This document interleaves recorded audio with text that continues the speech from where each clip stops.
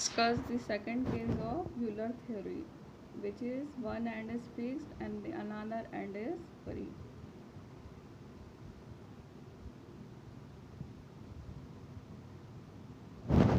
This is the column OA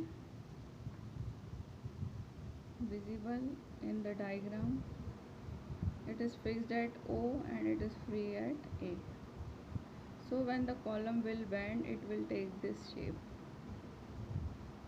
This is the load P applied at the free end. Due to bending, this position, this central reaches to here, which is at a distance of small a, and this is the load P. So we have learned previously that movement is written as EI d2y upon dx square. So here is the section. We have considered some section at a distance of small x. It is at a distance of small y. As we have seen, this is small a, so this distance will be a minus y.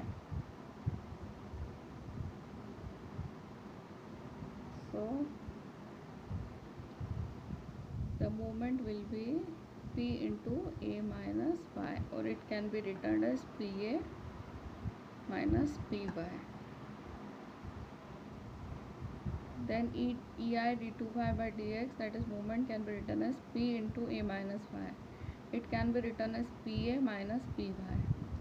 d2y upon dx square plus alpha square y is equal to PA upon EI. This is the differential equation.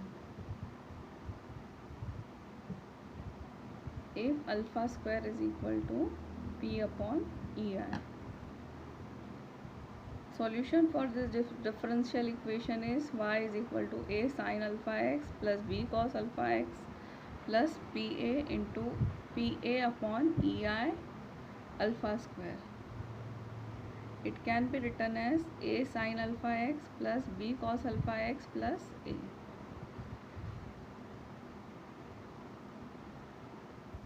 Then x at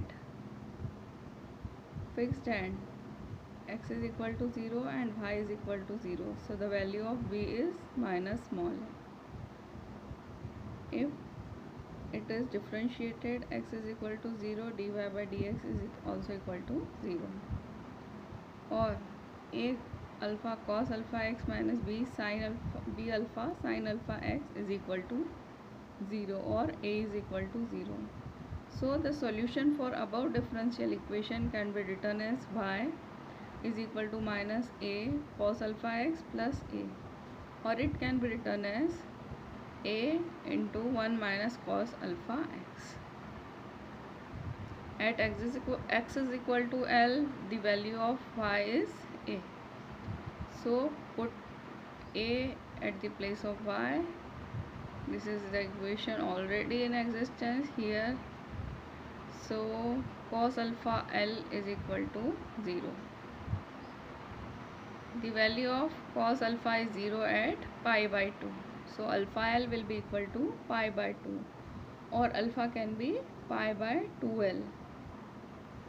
So Euler crippling load will be alpha square EI. The value of alpha is pi square upon 4L square. So it is pi square EI by 4L square. This is the load when one end of the column is fixed and another end is hinged. The value comes out to be pi square EI by 4L square. This is for Euler's crippling load. Previously we have seen the value as pi square EI by L square. In this condition, our equation comes out to be pi square EI by 4L square. Thank you.